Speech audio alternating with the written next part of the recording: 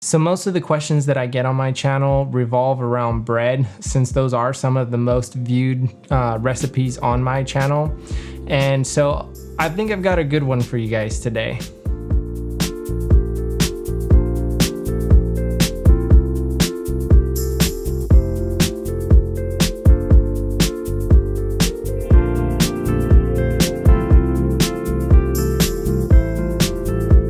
So welcome to my channel. My name is Glenn, and I'm just an average guy cooking things that if I can cook them, you can too. And for today's recipe, I'm gonna share with you guys how to make jalapeno pepper jack cheese filled bread rolls in a cast iron skillet. So I love making bread. Those are some of the most popular videos on my channel. And I'd seen a few people actually make bread in a cast iron skillet, and I have never done that before. And I was very intrigued by it, and I do have a couple nice cast iron skillets. And I thought to myself, man, that's awesome. I would love to try that. And so I'd seen a few bread roll recipes, and I got the idea, why not try making a cheese stuffed bread roll and stuffing it with jalapenos and stuff like that as well. And so I came up with this recipe, and I have made it a bunch of times in the last couple months. Actually, I haven't put a video up in the last couple months. It's probably because I was eating these things. I think I've maybe put on a few pounds from eating these things so often. But I can tell you my family definitely enjoys them. My kids can't wait to have some of these. They love them fresh out of the oven. And they're not very difficult to make at all, but they're definitely delicious. So without further ado, let's go ahead and dive into today's recipe. So for our ingredients, we're gonna need 3.5 cups of all-purpose flour, and this may vary a little bit depending on your altitude. 12 1-inch cubes of pepper jack cheese, 2 teaspoons of granulated sugar, 2 teaspoons of active dry yeast, 1/3 cup of sliced pickled jalapenos, a pinch of salt, and 2 large eggs. We also need 1 cup of warm water that's between 110 and 115 degrees. And we're going to start by activating our yeast. We're just going to add our yeast to the water, give it a good stir, and then add our sugar to that. Give it another good stir, and then just sit it off to the side for a couple of minutes just to allow it time to activate. Usually you'll know it's ready to go when you start seeing it foam at the top.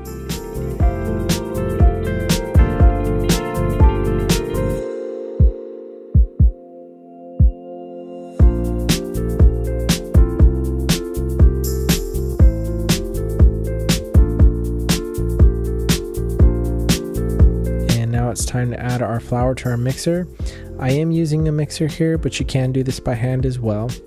And I do just have the kneading attachment on the mixer just because we're going to add things pretty fast, and it does a good enough job at mixing things at the initial stage to where I don't feel the need to dirty another attachment and use a mixing attachment. And now we're going to turn our mixer on, set it to speed 2, add our jalapenos, and give it just a couple minutes to mix.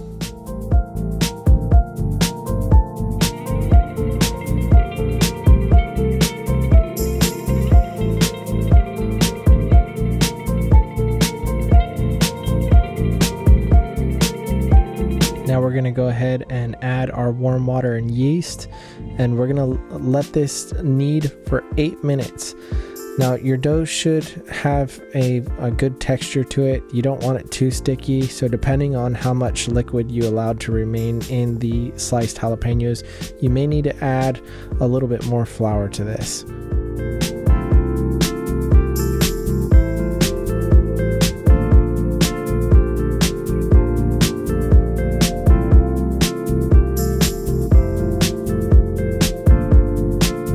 Now that that's done, we're just going to go ahead and remove our dough from the mixer, detach the kneading hook,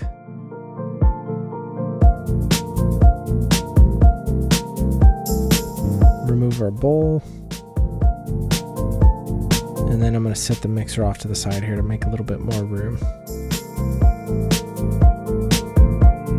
Now we're going to transfer our dough over to a bowl that's been lightly greased. I'm just using a canola oil spray here, but you can use any kind of oil that you like. Sometimes I just use a paper towel, but the spray is just a little bit easier.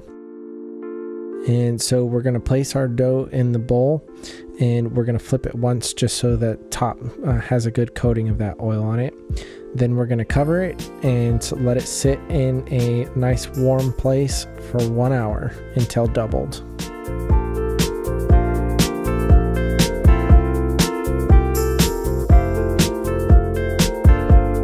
And now that we've allowed our dough to rise, we're going to lightly flour our working surface here. Take our dough out of the bowl.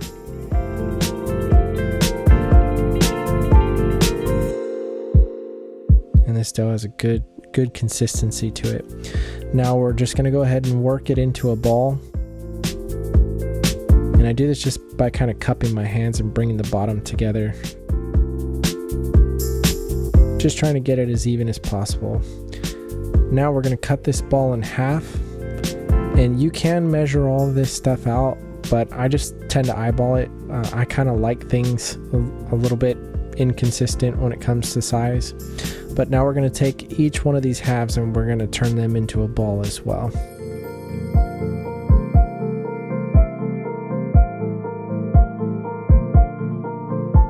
And this is just an easy way of getting our 12 equal portions, or I should say fairly equal portions.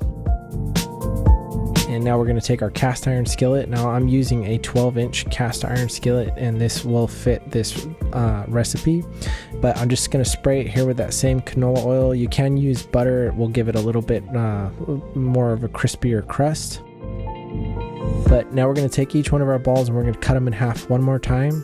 And then we're going to take each one of these halves and divide it into 3. And again, you can weigh this out if you want to, but I just don't really find it necessary.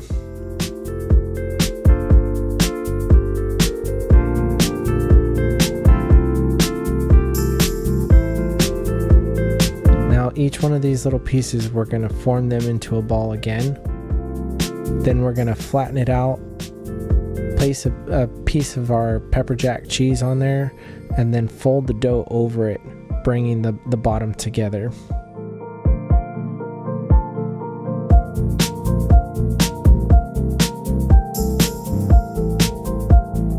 And the important thing here is just to make sure that when you bring that bottom together that you get it nice pinched together really tight so it's sealed. Otherwise, when the cheese melts, it's going to melt out of the bread.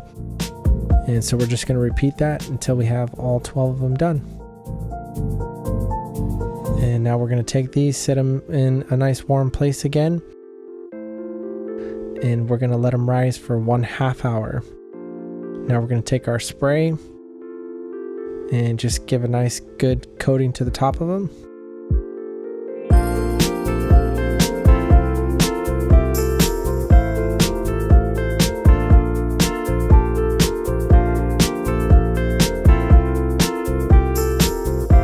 Now it's time to sprinkle our salt across the top of these. And you can also try different seasonings.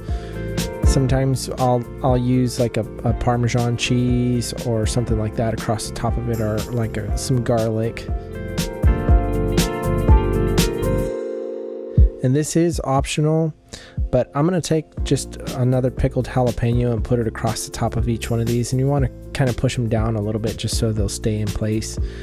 But this just adds a little bit more flavor, makes it look nicer. And I like to have like the little bit of a crispy jalapeno on the top. Sometimes I'll even stick them under the broiler for a second just to kind of crisp up that jalapeno without burning the bread.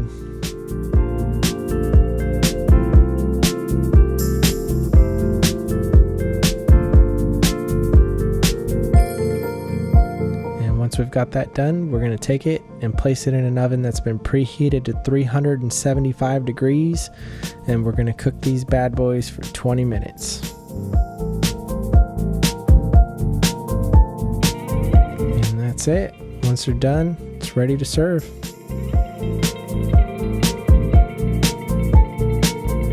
So I hope you guys have enjoyed today's recipe, and in just a second I'm going to show you what the inside of these things look like, as well as how delicious that bread is, because I'm definitely going to eat some of this. But before I do want to ask you guys, if you did find this video helpful, please hit that thumbs up. And if you are new here, please consider subscribing and hit that bell for notifications as well. And if you have any questions or comments, please leave them down below. I always enjoy hearing from you guys, and you guys are always more than encouraging. So let's go ahead and give these things a try. I'm gonna pick one here. Let's try this one. Look at how just soft that looks. Oh, jalapeno fell off.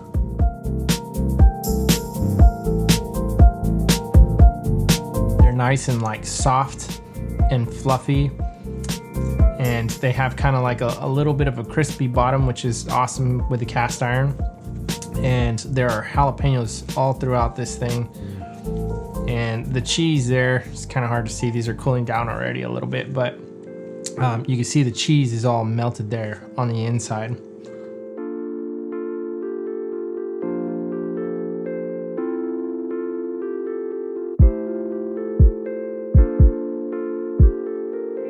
That is delicious. That is very good.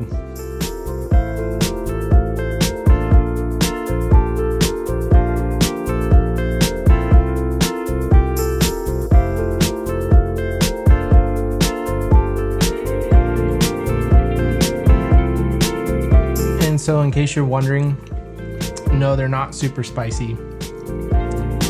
Most people can enjoy these without burning their mouths. They do have a good jalapeno flavor to them, but that's part of the reason why I use pickled jalapenos, so they're not hot, because I do have kids that eat these too, although they can eat pretty hot food.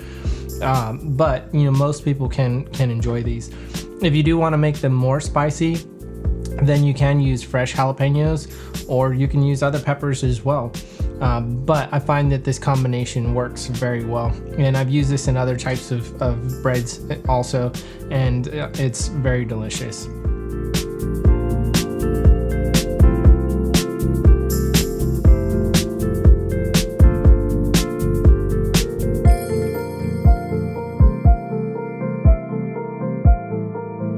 The butter on top adds like just a good I'm sorry, not the butter, the salt on top adds just kind of like a really good contrast to it, I guess you'd say, because you get that salty flavor, almost like when you're eating like a salted pretzel or something like that.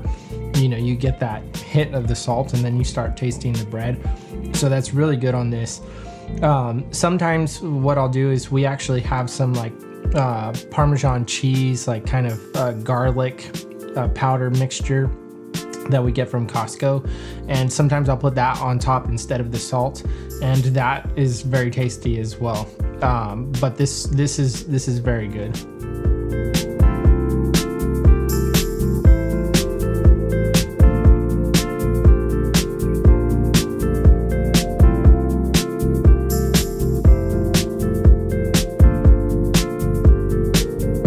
And you could also instead of using, like I used canola oil spray throughout this recipe, you saw me use it.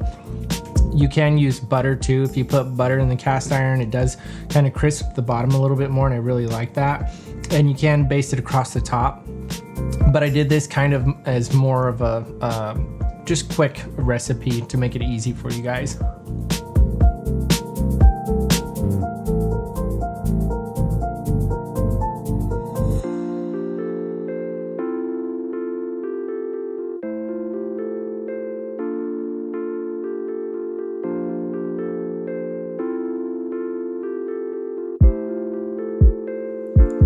And I'm gonna try to give you guys a close-up here.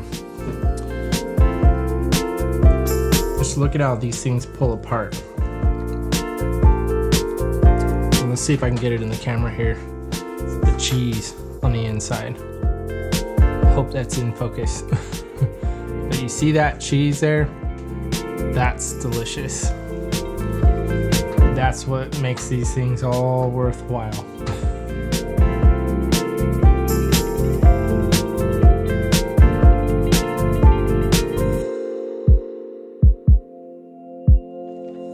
You can serve these as like an appetizer. You can serve them as an amazing side. If you're having guests over or something like that, you can serve these as like an appetizer. Or if you're having like a nice meal, you can serve these on the side.